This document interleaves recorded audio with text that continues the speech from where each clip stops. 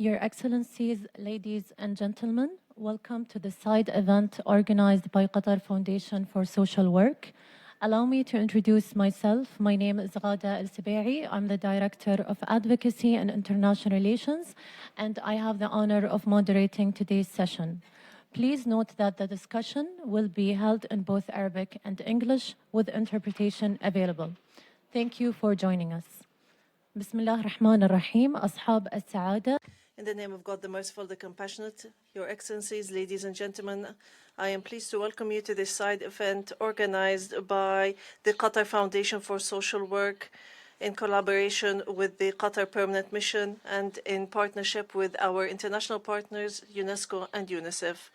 This event is within the framework of the follow-up of the Doha Political Declaration, which was the outcome of the Second World Summit for Social Development, and as part of the topic for the Commission on Social Development, which is advancing social development and social justice through coordinated, equitable, and inclusive policies. We will be focusing on a fundamental topic to translate this into reality.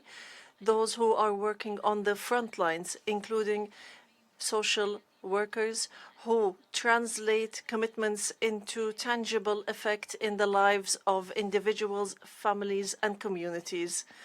I am pleased now to call Mr. Rashid Al-Naimi, the Chief Executive Officer of the Qatar Foundation for Social Work, to deliver his opening remarks. Ladies and gentlemen, Your Excellencies, I am honored to open this side event organized by the Qatar Foundation for Social Work in partnership with the Qatar Permanent Mission at the United Nations and in collaboration with our partners at UNICEF and UNESCO as part of the 64th session of the Commission on Social Development. The topic of this session, which is related to advancing social development and social justice through coordinated, equitable, and inclusive policies, reiterates the commitment of the international community to have human-centered development and to have commitments translated into reality for effects on individuals, families, and communities. And therefore, the role of social workers is highlighted as the main drivers for social development. They represent the front line in implementing social policies and the bridge that links national and international frameworks and people's daily needs. They translate commitments into real interventions, and they enhance dignity, social cohesion, and ensure that social protection systems reach those who are most vulnerable. We are in a rapidly changing world with increasing digital risks and pressures related to mental health risks, and there are increased requirements for inclusivity, and there is a need for a more coordinated and equitable social response. Therefore, investment in social workers is a strategic need and not just an institutional option. The world today is facing many challenges that are rapidly changing. Digital risks are increasing, and families are increasingly more vulnerable, and individuals are facing many stresses and pressures. There is an increased need to integrate persons with disability, and life for families and for children is increasing in difficulty. This all requires a special approach. Therefore, social workers are the first shield for individuals and families. They have a larger role, and they must be prepared to monitor interventions and to intervene quickly and to manage cases wisely. They must also have strong relations with various partners and to be the voice that calls for people's rights and defends them. This all requires skills and competencies that including a moral commitment and respect for human rights. Facing these social challenges, the social workers and specialists have a central role in capturing digital risks and intervening in a professional manner to protect children, youth, and the family through policies and mechanisms that are effective. They also evaluate vulnerable families and provide guidance and counseling in order to enhance stability and early detection of behavioral and social problems and providing psychosocial support for recovery. This role also includes empowering and including persons with disabilities, advocating for their rights, and intervening to protect the rights of women and children while working with competent authority, and also providing quality alternative care for children and preparing them for independence and being integrated into the community to enhance a comprehensive system for social development that is sustainable. Therefore, the role of social worker moves from a limited role into a preemptive, coordinated, multidimensional role that advocates for rights and leads social change. The achievement of coordinated and equitable social policies will not be complete without investing in the social workforce and building a complete system to support social workers in terms of their professional competencies, well-being, and sustainability. All comprehensive policies need staff who are able to implement them, and every international commitment requires practices in the field to turn it into a reality. This investment includes developing specialized skills that are up to pace with new challenges and enhancing early intervention and proactive interventions to deal with complicated cases. This is in addition to supporting the social workers on a professional level to ensure their sustainability in the cases that require great effort. Therefore, we at the Qatar Foundation have worked on developing training programs and capacity building programs in partnership with specialist international partners, because we are aware that enhancing these capacities requires the exchange of expertise and best international practices. We reiterate our commitment to continuing to invest in these programs and expanding them in order to ensure that those working in the front lines are ready to work on varying challenges. Real progress in social development requires moving from response to building sustainable solutions by enhancing innovation in social practices and adopting new practices that link general policies and variable reality. Ladies and gentlemen, we cannot talk about comprehensive development without talking about the importance of partnership. This cannot happen through one sector or one organization. There must be a complete cooperation between the civil society, the government, and non-governmental organizations. These partnerships mean that we can expand our effect and create new opportunities for different groups. Some of these most important partnerships are those between the Qatar Foundation for Social Work with universities, institutes, and training institutions, and our partners from the different UN organizations in order to enable social workers who are working in the different centers to join training programs of a diverse nature that are in line with the current challenges being witnessed by social work. Many of these complicated challenges that we are facing today have solutions in the energy of the youth and their innovation. Youth do not represent only a beneficiary from social policies. They are a main element to sustain the profession of social work and to renew its tools.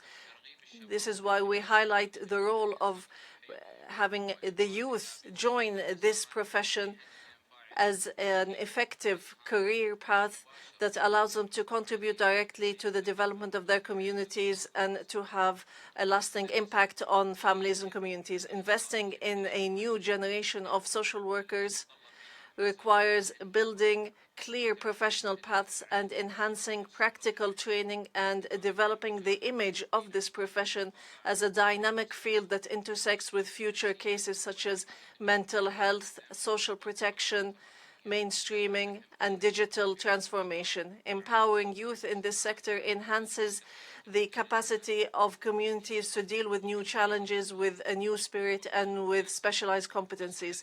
At the same time, social innovation and social entrepreneurship are some of the promising tools led by the youth to transform policies into lasting solutions. They open new prospects for social practice and expand social and economic participation and enhance complementarity between the generations to have more flexible and inclusive social systems.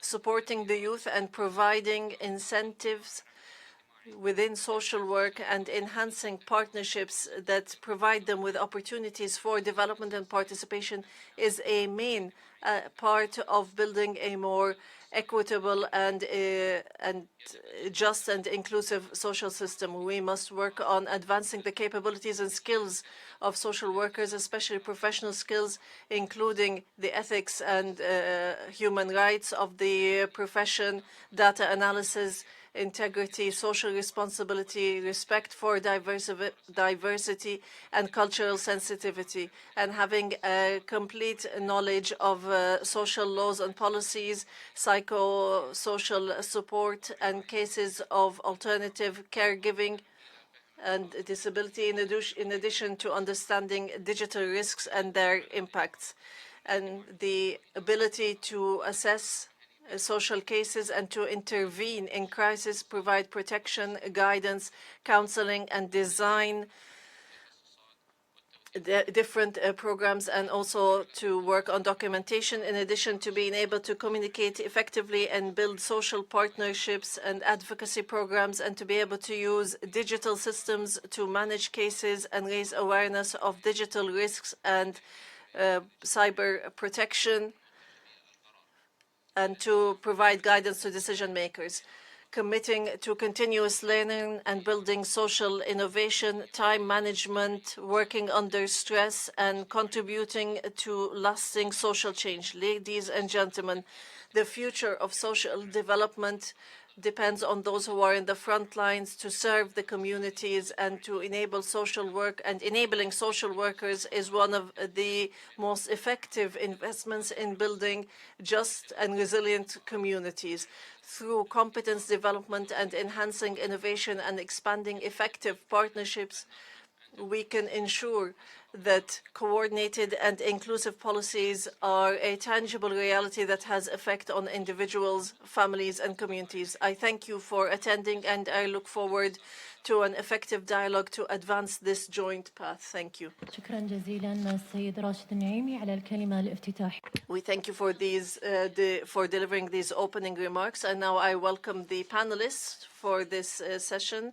Ms. Najla Al-Thani, the Executive Director for the Drima Center for Orphans, Mr. Mashal Al-Muhammad, Social Worker, Mr. Naif Al-Shahrani, Director of Communication from the Nama Center, Mr. Anthony McDonald, Head of Office, UNICEF Qatar, Ms.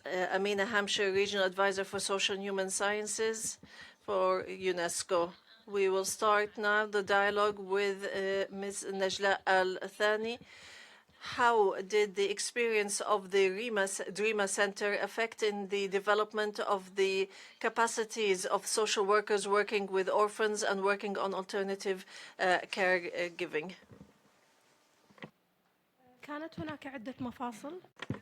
There were a number of main elements that we were working on to advance the skills and capacities based on different job titles, including enhancing their work on studying cases, developing protection programs, empowerment and engagement for persons with disabilities, developing the capacities and skills of social workers, enhancing regional and international partnerships, and exchange of best practices.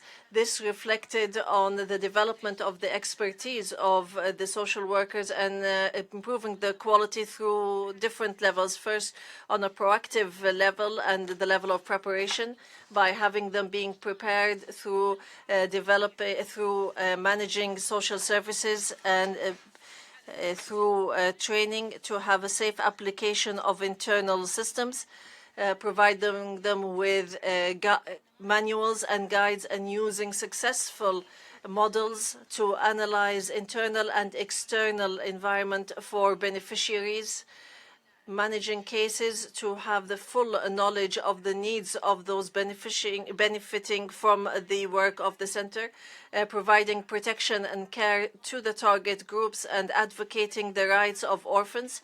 Those working in the psychosocial field did not merely provide care services. They diversified the channels for providing this and how to capture and monitoring this. They also moved to defending and advocating for the rights of the target groups and to attract support. The third level is working on enabling welfare, social welfare. The social workers have skills for rehabilitation and reintegrating the target group into community, and knowing mediation, problem solving, and also capacities to help target groups to seek employment or to diversify their income, including also entrepreneurship. In terms of participating in development programs and sustainable development, social workers are an important aspect in implementing the strategy at the center, and they contribute effectively in following up on the strategic programs related to the work of the center. They are also competent in planning and documenting sub-activities and working on follow-up and monitoring reports. In terms of enhancing partnerships, the social workers can find mutual cooperation mechanisms and increasing its effectiveness and working on the outcomes of this. بيئة العمل والتطوير Improve work environment, professional conduct, and the specialists and social workers have have skills in collective problem solving, and establish teams that use best practices in order for continuous improvement of the work environment. They have the ability to adapt the tools to fulfill the tasks and as well as emergency tasks, and they also have self-guidance, as well as link the management of the center with the skills for rehabilitation and training. The last level is assessment and feedback, monitoring the indicators for service providing. They have also a lot of competencies, and they are supervised by academic and regional parties in order to follow up and assess the impact of the activities and the interventions. Thank you, Ms. Najla. The second question, what are the main needs that you used to build your programs, and how did that reflect on the quality of the services provided to children? Of course, we look at social and family needs as well as institutional needs in order to be taken into consideration when developing our programs for the sustainability of these programs, especially to understand the needs for response as well as to in view of the accelerated development in cyber space and in cyber crime. Also follow the changes to the structure of the family and look into interventions that need to fulfill the quality of services requirements, as well as align that with the different individual needs. Also study each child's case separately instead of having a one approach fits all to all the target groups. There are also needs that have to do with fulfilling and responding to the different policies at the national level, including in line with the Sustainable Development Plan at the national level, that we need to take into consideration when we plan and develop our programs to ensure alignment and harmony. Development of programs also take into consideration that all levels of implementing these programs have different implications in terms of the expansion, outreach, and communication, as well as sustainability. These are all elements that need to be taken into consideration when we design a full package of programs to support orphans. The needs also to activate partnership with government and non-government stakeholders, the private sector on the one hand, as well as the agencies and regional and international partners on the other, in terms of exchanging experiences, training opportunities, as well as funding from partners, because sources of funding and the responsibility of the donors reflect also on the impact and the outreach and the extent of the programs that we implement. We also look into the economic empowerment of some of the hosting families and the foster families, as they sometimes face problems, and the center has to provide some resources in order to ensure dignified livelihood for the foster child. Thank you, Ms. Najla. What are the programs that are designed specifically to meet the current needs of the target groups that have achieved the desired outcomes? There are several programs, in fact, that the center provides in order to support the needs of the orphans, whether in the foster care families or who are at the centers, at the orphanages. Some of these programs are Tamkeen Juniors, this program where we saw that some of the children in the centers who are at a very young age, that we help them with financial planning. And therefore, we launched a program titled Tamkeen Juniors in order to have a generation that is independent, that is able to build their future sustainably. We implemented that in partnership with Nama Center by providing specialized training about entrepreneurship and financial skills by developing a new idea for the first time that is innovative, creative, and has strategic thinking at a very early age. Passion and determination are the main drivers for developing these skills for a better future. This had a great impact on teaching children how to save first, how to manage their money, and then how to invest it gradually, not only to fulfill the immediate needs, but to prepare for their future. It's not about the amount of the money per se, but how to think and how to show responsibility in managing these funds. Allow me also to share with you the impact of Tamkeen Junior. One example where the children at a Dreama Center had implemented. The children do not understand the value of these projects specifically, but it changed the way they looked at money and how they invested the money, how they spent it.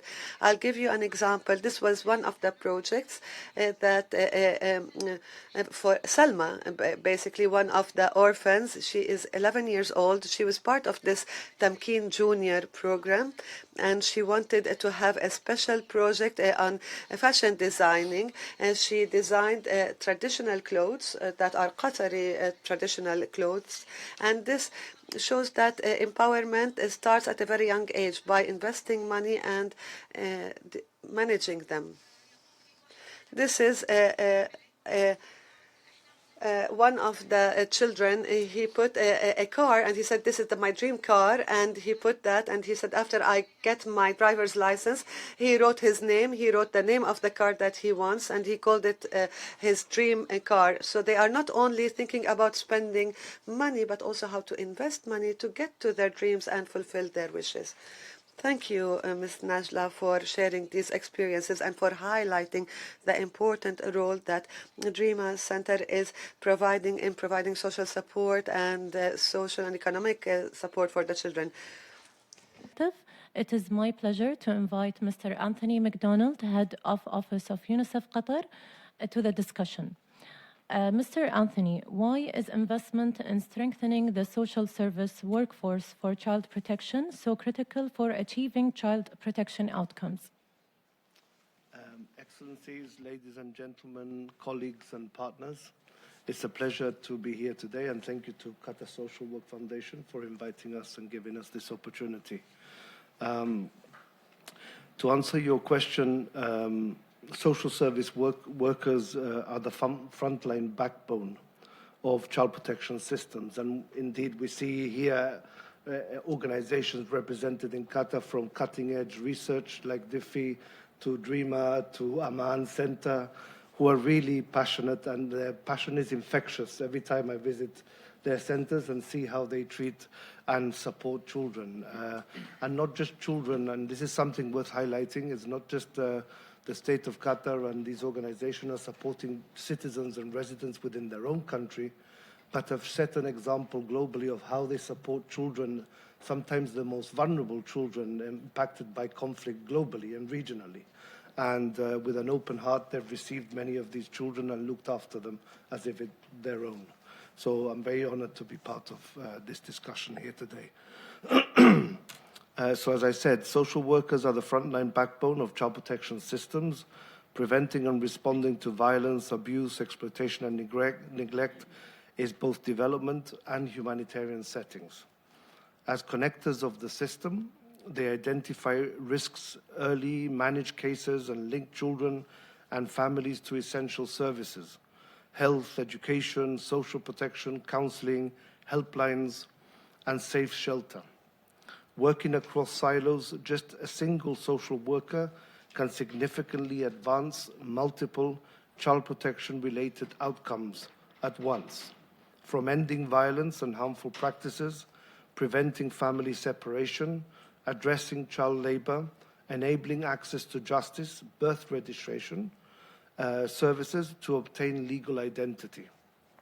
Yet in many contexts, the workforce remains under-resourced and overstretched, with insufficient financing and political backing.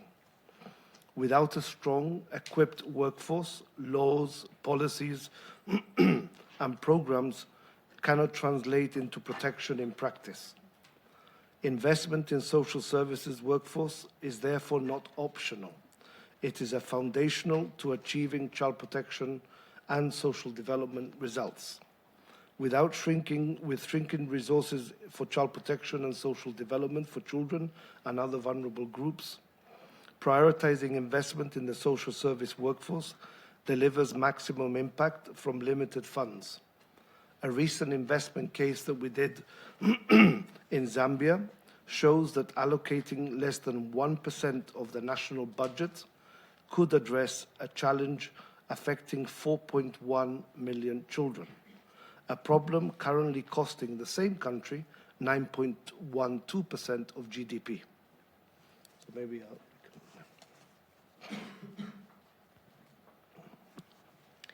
Thank you, Mr. Anthony. The second question is, why are prevention and early intervention critical to child protection, and how do social service workers contribute? Yeah. So again, leading on from the first point is, whilst responding to harm is urgent, prevention and early intervention are far more effective and cost-efficient over the long term, and we've heard examples of this today. Social service workers are central to prevention, operating at both community, meso level, and family, individual, or micro levels. At the meso level, they work with community groups to shift harmful social norms, addressing issues such as gender-based violence, and partnering with existing community structures, strengthens protections, builds local leadership, and reinforces collective responsibility for children. At the micro level, the strongest evidence shows impact through parenting and caregiver support programs that preserve families and prevent separation, especially in low and middle income countries. And we had a session yesterday in which we talked, and Diffie talked about the promotion of its well-being indicators, which is a good example of investing in prevention programs. So early identification of material or psychosocial stress in caregivers allows timely response and strengthen families before the risks escalate, and preventing unnecessary separation. Thank you, Mr. Anthony. And when we speak about policy consideration, what are the policy considerations for making the social service workforce more engaged and more effective in the front line? And how can stronger integration between policies and frontline services be achieved? Yeah, countries face different entry points. Some must first strengthen policy and legal frameworks, while others urgently need to expand, train, and deploy the workforce to meet frontline needs. So each context is different, and both tracks must move together. A critical first step is formal recognition of frontline workers, including paraprofessionals and volunteers, as an official part of the social service workforce within policy frameworks. These frontline workers or actors must be trained, supervised, and connected to the formal system, with clear role definitions, ethical guidance, and accountability. Tailored training and orientation are essential, especially for community-based and volunteer workers. And, for example, strong policies and laws should clearly have or include, based on best practices, a number of key elements. One is definitions and categories of social service workers, governing and regulatory bodies, registration and licensing requirements, standardized qualifications and certification processes, codes of ethics and professional standards, continuous professional development and learning, and fair working conditions, remuneration, career pathways, and equal opportunity. Finally, policies must be backed by sustained financing. Allocating resources to workforce planning, development, deployment, and ongoing support so frontline services can deliver real protection outcomes is key. This is possible if financing for priorities for child protection or social development are fully assessed, reviewed, and reprioritized.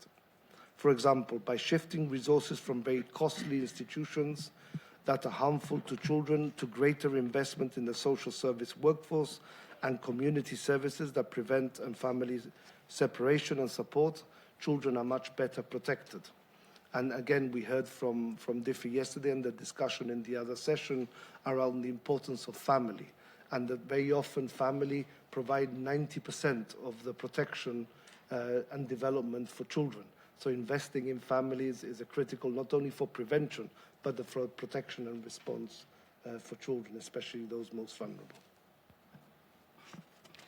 Thank you for sharing your insights. The final question, Mr. Anthony, when we look at the international lessons, what are the most important and most applicable international lessons at the national level to strengthen social service workforce, and what is UNICEF doing globally and at the country level?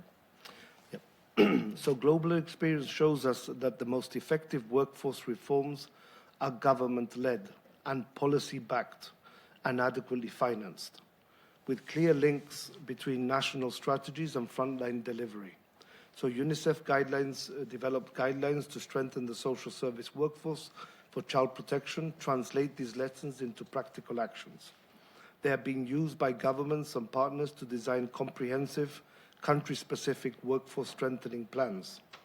And to accelerate this progress, UNICEF supports government to advocate for sustained public investment in the workforce, develop national strategies and foundational policies for long-term sustainability, recruit, train, and deploy social workers where needs are greatest, strengthen government systems and improve coordination across health, education, and social protection, as you had mentioned, and establish targeted recruitment and supportive supervision models, and create clear pathways, standards, and professional recognition.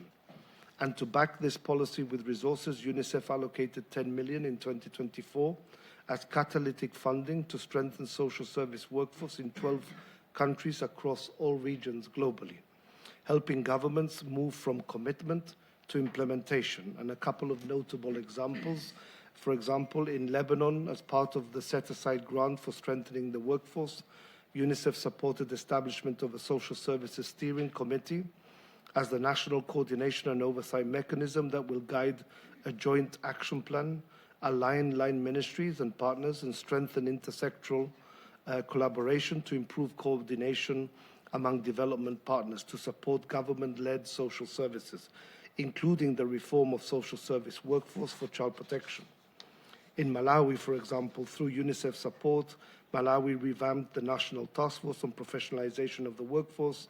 The task force, again, is driven by key social work professionalization agenda, and in pursuit of these efforts to effectively professionalize and regulate the social profession.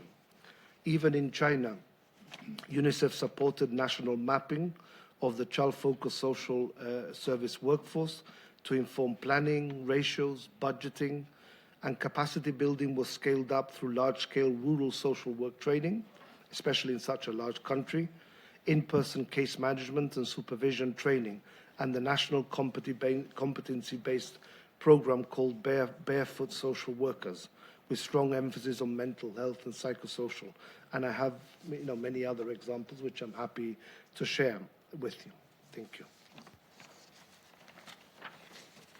Thank you very much, Mr. Anthony, for those valuable insights and for highlighting UNICEF's global perspective on strengthening the social service workforce for child protection. والآن ننتقل إلى تجربة وطنية. Now we move on to a national experience from the field, from the perspective of a social worker. I call Miss Mashal Al-Muhammad, a social worker from Aman Center. What are the main foundational skills that a social worker needs to respond to the varied needs of the beneficiaries? في ظل ما يشهده العالم اليوم. In light of the rapid changes the world is witnessing these days in digital, social, and economic fields, this has reflected on the nature of the work of the social worker. In order to keep pace with these developments, it is necessary to develop a group of main skills that enable a social worker to effectively respond to various needs of beneficiaries, including digital transformation and technology.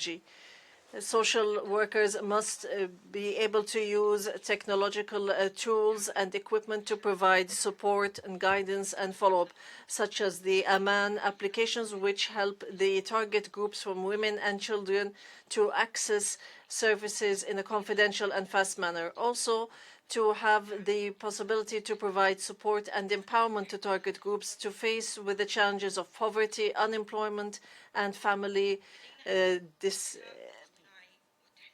disengagement. Also, digital analysis and data analysis. Social worker must know how to use data analysis and outcome explanation skills to have the reliable assessments of target groups.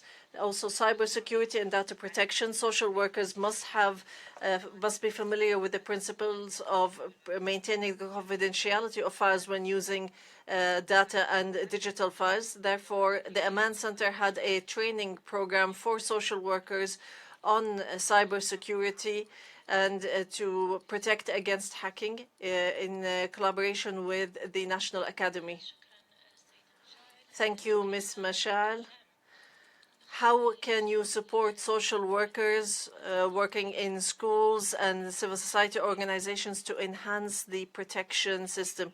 Through continuous training, providing them with modern skills in dealing with bullying, violence at schools, and mental health. Also through providing digital tools such as platforms for case management and documenting interventions safely and rapidly, institutional coordination, building joint teams to identify dangerous behaviors and have early intervention, having awareness programs for students and for social workers, and having them part of awareness campaigns to protect children from blackmail, digital addiction, and bullying. We have the Safe Childhood Project as an example. This project worked on implementing awareness and educational programs for children, their parents, and for social workers. It focused on self-protection principles, prevention of abuse, and enhancing a safe environment. We used many tools to provide this training, such as workshops, field activities, and various teaching aids. The number of beneficiaries was 45,000 beneficiaries. Another example, we had workshops for social workers at schools called Awareness of Treatment Methods in working with the Ministry of Education to raise the awareness and advance skills in how to intervene in a modern way with target groups. The number of beneficiaries, 600 social workers. شكرا سيدة. Thank you, Ms. Mashal. How can social workers deal with modern challenges such as digital risks? For social workers to be able to deal with modern challenges, they must use technology in a positive way, such as benefiting from case management applications to follow up on target groups, using digital platforms for safe communication with beneficiaries, and providing guidance and counseling. Also, multi-sectoral cooperation and working with legal competent authorities to protect children from any form of digital risk. Early intervention by establishing safe channels to report on any type of digital risk and providing support immediately for beneficiaries to reduce any associated risks. In our talk about technology, how did technology contribute to expanding the services provided by the center, and how does it help them to access the target groups? First, accessing a wider range of groups. This enabled us to reach groups that cannot access the center through smartphone apps through which they can provide complaints or reports. We also have the Help Me and Provide Me with Advice apps, which are very easy to use apps to report any abuse or any unacceptable behavior. We have a specialized team that receives these complaints and follows up with the necessary procedures. Second, multi-sectoral cooperation and coordination through cooperating with different service providers such as the Ministry of Education and Higher Education, Ministry of Health, judicial and law enforcement organizations to strengthen social protection. For example, we have the offices of the rehabilitation social protection at different hospitals, and also in working with some law enforcement parties. Third, increasing awareness. Awareness campaigns through social media platforms, providing digital content such as images and videos to educate the target groups in easy to understand ways. For example, we worked on promotional campaigns through video excerpts that raise awareness on safe childhood and women's empowerment.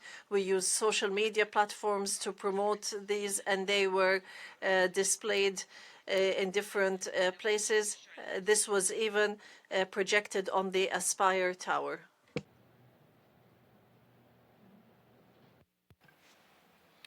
شكرا جزيلا سيدة. Thank you, Ms. Mashal, for this valuable intervention and for highlighting the variable challenges in the field of protection and the importance of supporting social workers in the front lines. Now we move to a complementary topic for this important discussion, which is the role of youth in social work. Youth are not just the coming generation of service providers. They're also partners in developing innovative social solutions. Therefore, we want to encourage them to join this profession. I call on Mr. Naif Al-Shahrani from the Nama Center to talk to us about building these professional paths in social work. Mr. Naif, how does the Nama Center prepare the youth and build professional pathways that are sustainable in social work, and how do you link training to the working in the field? At NAMA, we work on these through the project for social professional training, which belongs to our center, and this project aims at raising the skills of the youth based on a roadmap.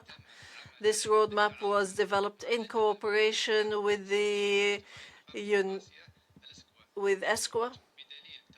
We have a guide for developing the capacities of institutions and youth, and this focus on three main aspects. First, building cognitive capacities. Second, training the youth who are ready to join the labor market. Third, empowering them by enabling them to work on the policies. First, we'll talk about building cognitive capacities and skills. We developed frameworks for international curricula in partnership with ESQA on social development, such as sustainable development, social protection, and social cohesion. We also had specialized training programs on an international level on social policies, evidence-based strategies, in order to adapt the international frameworks to the local context. The second was training youth so that they can join this specific labor sector by working on regional and international standards and training the youth on skills that are required for international organizations, such as project management, monitoring, and follow-up. Third, enabling the youth in participating in developing policies through regional workshops and providing them with the opportunity to engage in joint research and studies, and enhancing the concept of youth as future decision makers. As for linking the training to actual field work, this happens through effective training programs by designing a complete curriculum that takes the person from learning the knowledge to implementing it in the field at a relevant organization through 5 different mechanisms. Competency-based training, also a specific implementation of projects, field work, studying of real-life cases, as well as simulations. I would say about the design based on competency, we determine the competencies of the trainees, whether at the skills level, conduct level, and others, where the trainees should fulfill completely, and link every training unit with applicable and applied exercises, meaning learn, apply, and then receive feedback. The third, learning based on specific projects, whereby the trainees are asked to implement a project that is real or that simulates the reality, as work within teams in order to strengthen the skills of social work. Also allow internship or mentorship projects with universities in the social service department or with the Doha Center for Studies. We currently have 5 students from social services students that are receiving training at Nama Center. After they graduate, they will transfer these expertise and experiences to the society in Qatar for residents and citizens. For study real-life cases, regionally, locally, and others, to look at the results and ask the trainees to present solutions that are applicable, simulation, role-playing, as well as managing the project, and conduct and convene meetings with the stakeholders, role play in terms of decision makers, for example, or others, as well as learn communication skills, and among other skills that they learn. Thank you, Mr. Naif, for sharing this experience from Nama Center. What is the role of these programs in sustainability of national capacities? How can we entice and encourage young people to engage in social work? What we do is that we don't only build skills, but we ensure the sustainability of employing these services within the national system, whereby the national trained professionals become sustainable human capital that serves social development on the long term. This was done through the following levels. Link the training to actual needs, which makes it important not to waste national capacities. Also link with the needs of the labor market to ensure that the trainees remain in Qatar, as well as link them with different institutions and applied programs whereby we bridge the gap between education and the labor market. How do we encourage young people to engage in social development and social work is by providing them a career path that have an impact and is sustainable and that is remunerated. This will be through the moral empowerment as well as training and real opportunities and highlighting social work as a profession and to move from charity work to change making and development. Link the profession with the national identity and the future vision. Highlight the role of young people in achieving sustainable development, social cohesion, and Qatar Vision 2030. Enhance the feeling of young people that they are part and partners in the social building and social construct, and also link them with innovation and entrepreneurship, provide social service and social work as a part of also of digital solutions and impactful projects that are sustainable, support incubators and accelerators of social work as well. Thank you, Mr. Naif, for this valuable input about how to design sustainable career path for social work. Amina Hamshri, head of the social and human science sector at UNESCO Doha Regional Office. Ms. Amina, from UNESCO's perspective, how can innovative approaches, including arts-based methodologies, contribute to the development of professional social work practices? And what is the added value of using these approaches in psychological support? Thank you so much, Rada, and thank you for the opportunity given to present our work on the international level and at the regional level. And congratulations again for the organization of the side event. So UNESCO is the UN agency specialized in education, sciences, culture, and communication and information. And as Rada was saying, I'm currently the head of the social and human sciences at the regional office of UNESCO in the GCC and Yemen. But to illustrate my answer to your question, Rada, I need to go back to 2018 when I was working at UNESCO headquarters in Paris. The Director General of the National Theatre of Chaillot, which is a very well-known platform for contemporary theater and dance, called me. He was a friend of me, and Chaillot, actually the theater, is the venue of the signature of the Human Rights Declaration. And he called me because he wanted to celebrate the 70th anniversary of the signature of the declaration. And he told me, Amina, we need to do something. We need to do a joint event together. And actually, it was the departure point, I didn't know at the time, of a program which is called Art Lab for Human Rights and Dialogue. And during this event that we organized on the 10th December 2018, we invited a series of artivists, meaning artists engaged with their communities, and specifically with communities suffering from dehumanization, marginalization.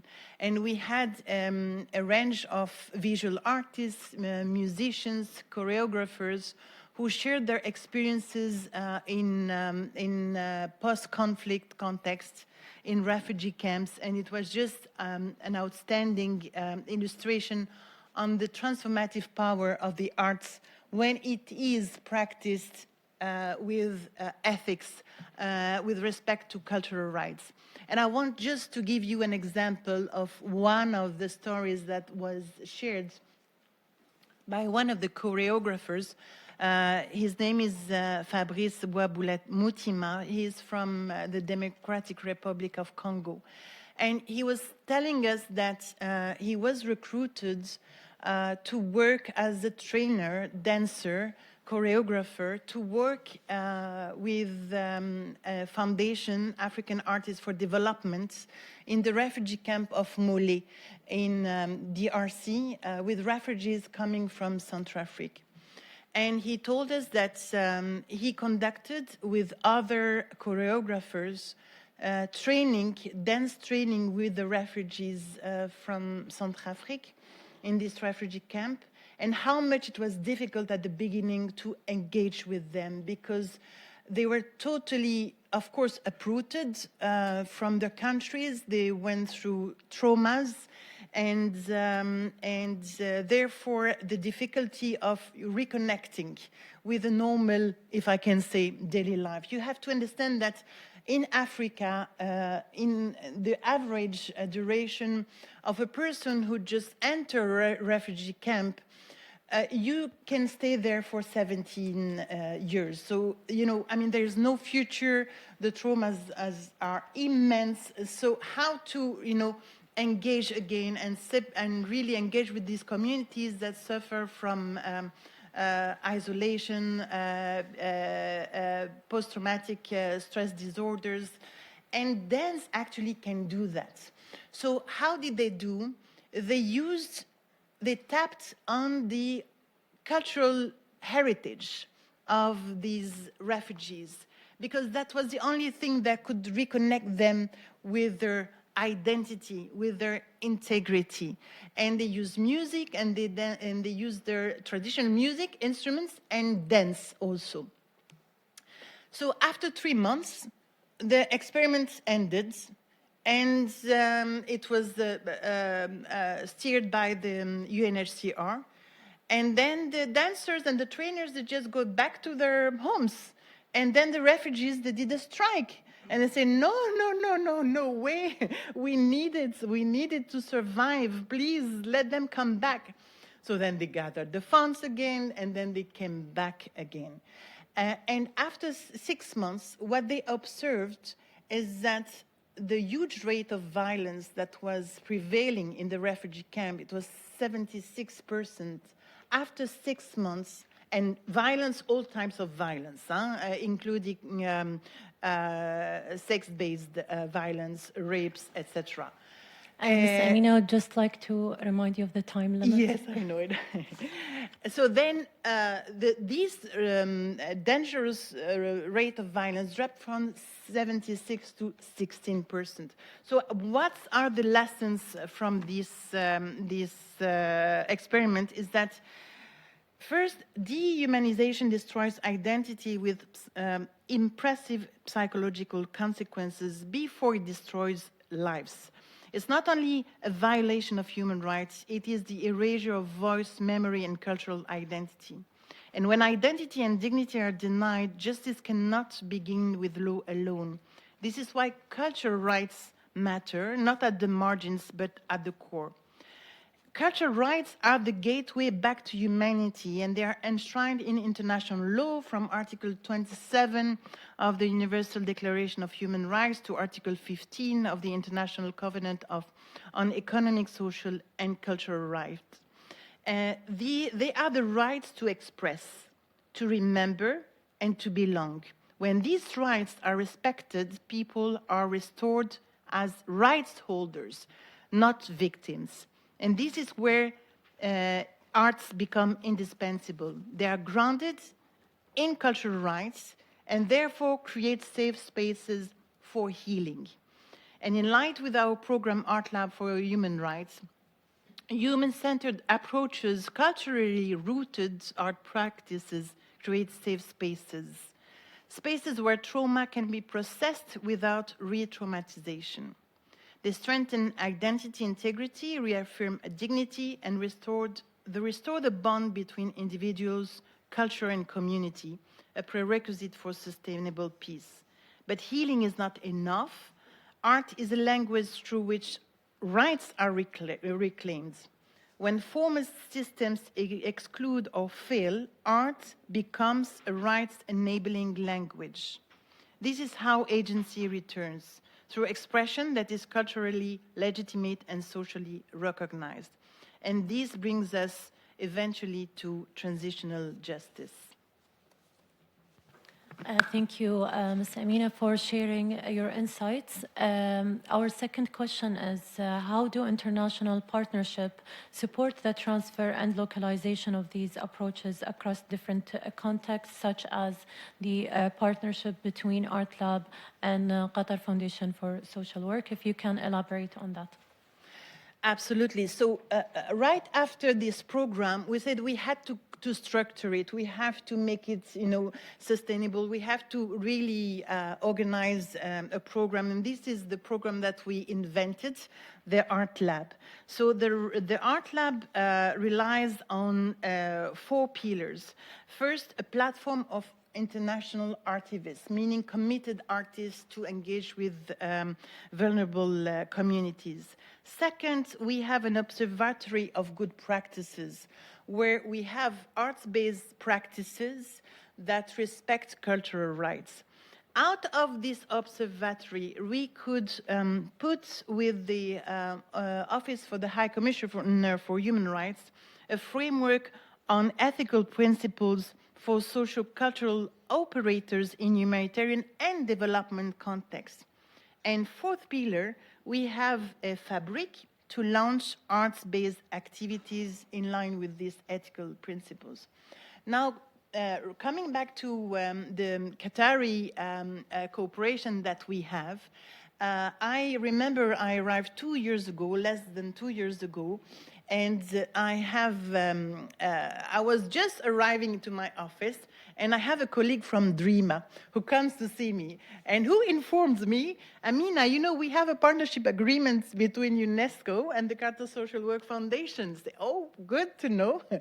And DREAMA is one of the 8 centers operating under the umbrella of the foundation.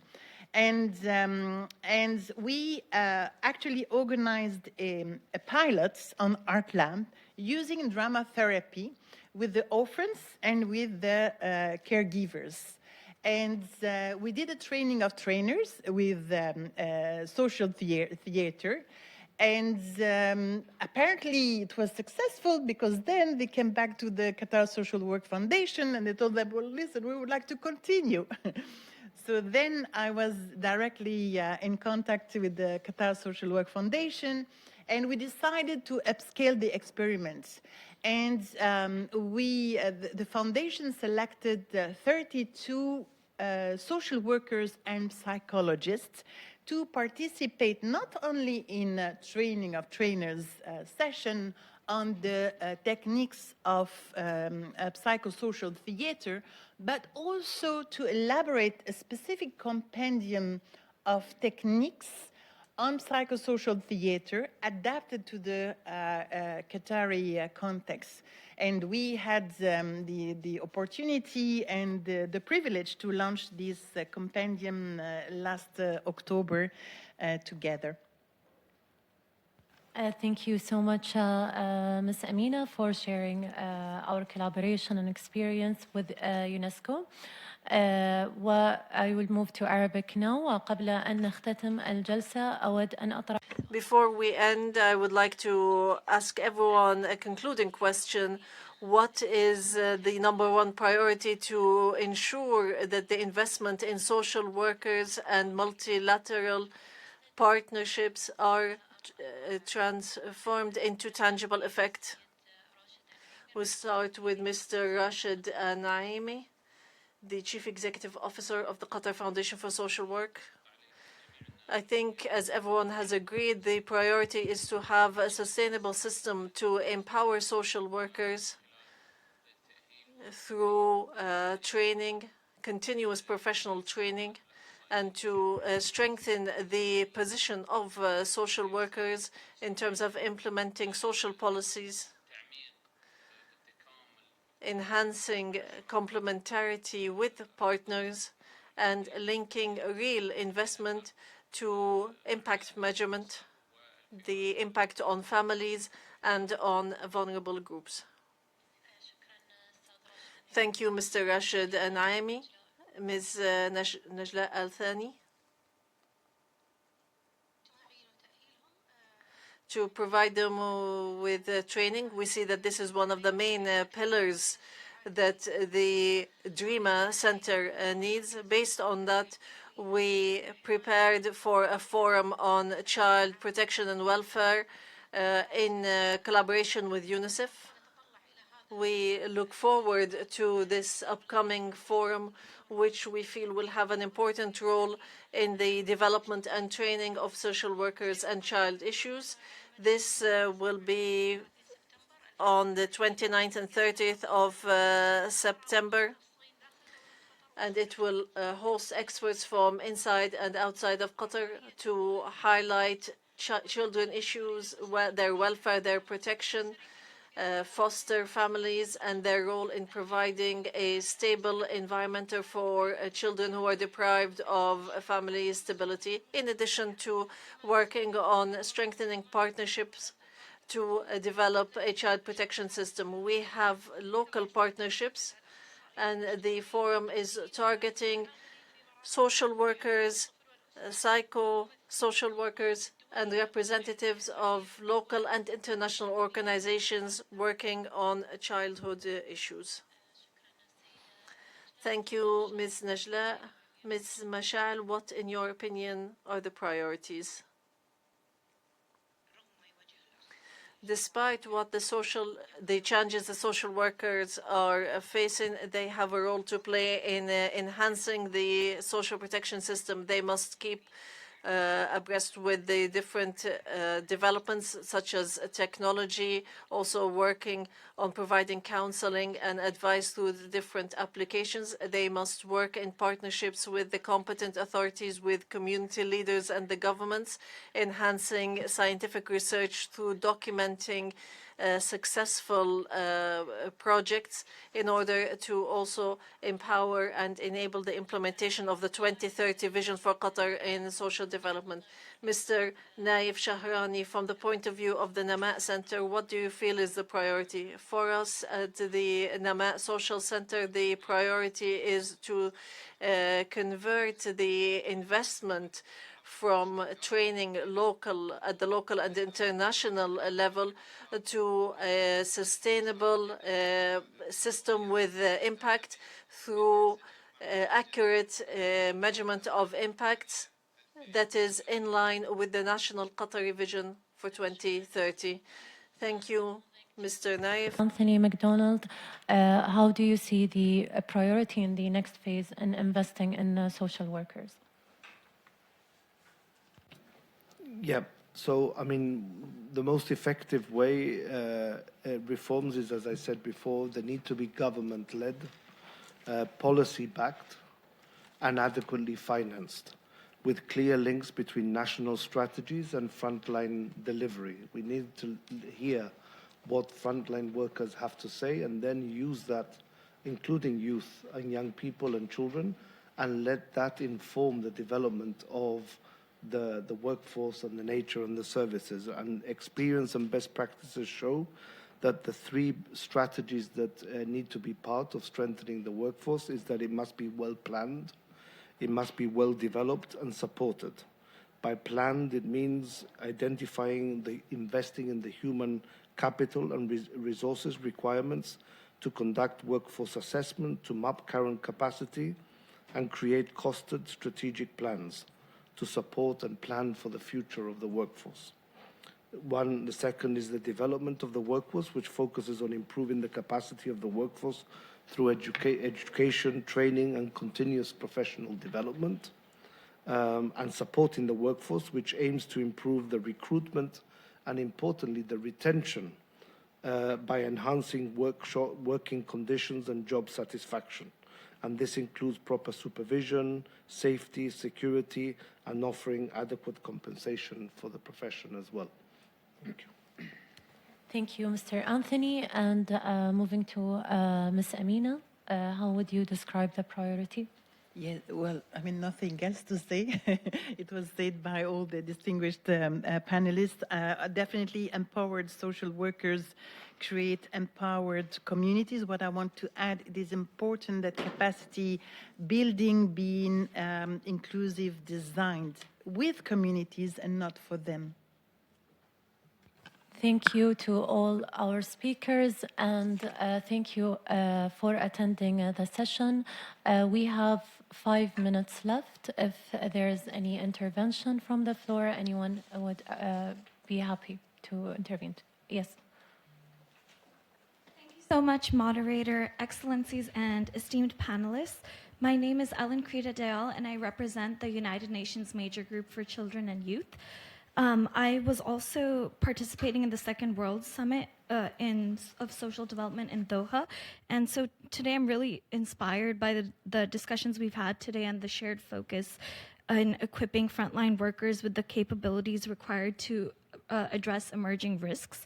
In my role as a technologist and a product design leader who has built AI-powered skill pathways for nearly 500,000 youth, I have seen how technology, when designed with dignity, can be a life-saving tool in navigating the mental health complexities of disasters and war. So today I wanted to ask the panelists a question about how can we bridge the gap between technological capacity and human-centered social work. And that is because while working with young people across different countries globally, I have witnessed that young people are often left as orphans in war zones, facing profound social isolation and a desperate need for specialized social support.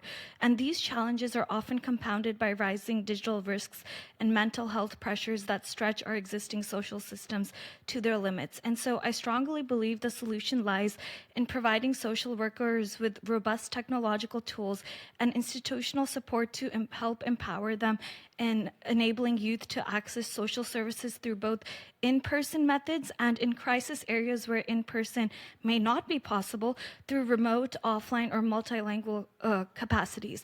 I'd also love to hear about how we can uplift at-risk youth who have benefited directly from social workers in the past in overcoming the challenges that they face so that they themselves feel empowered next to come back and serve in the communities as social workers themselves in the future. So that way we can create a sustainable cycle of community recovery and resilience. So related to these ideas, I have a question for each of our distinguished panelists.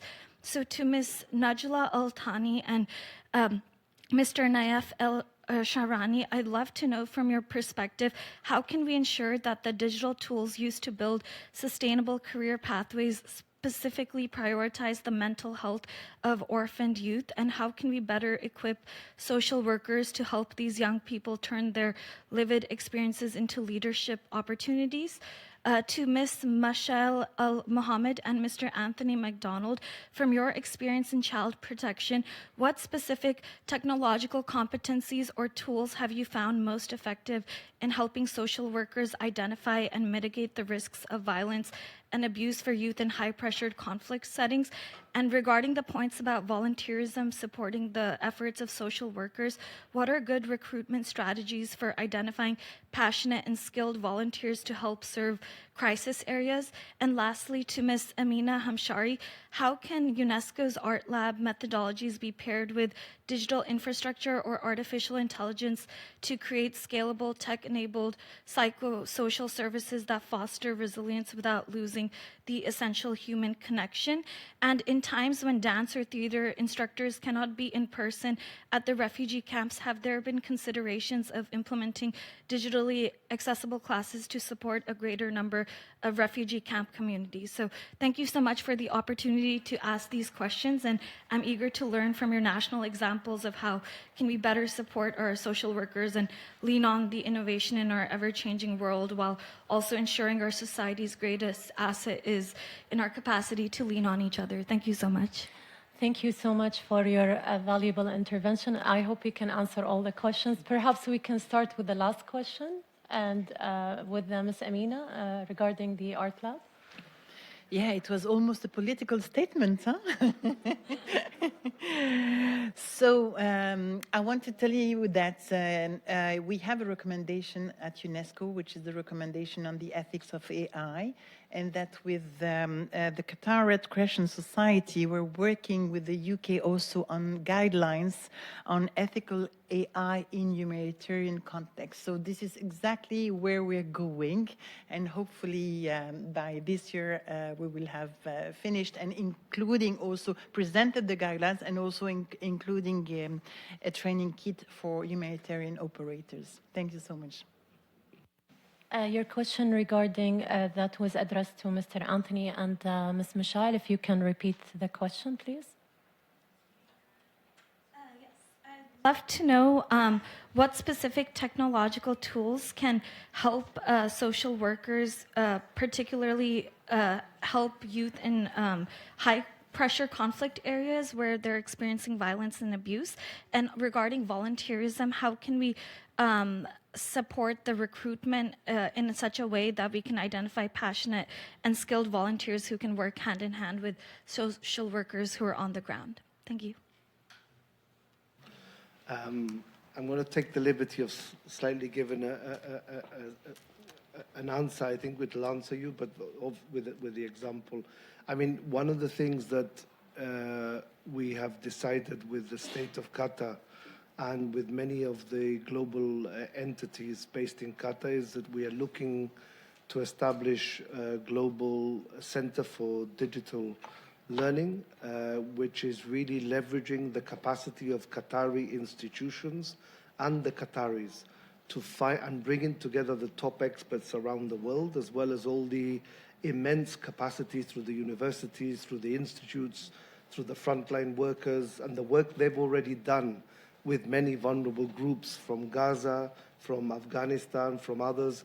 So we're speaking of a society which is highly developed when it comes to this. And for this reason, we agreed to and decided to partner together to establish a global hub in Qatar to find innovative solutions for children and youth in conflict settings. And we're starting with Gaza and Sudan, but we're also working in other parts of the world. And so really Qatar, the state of Qatar will, and these institutions will be the center globally to really use all the resources and knowledge around the world, including the Qatari institutions already in place, to find these innovative solutions.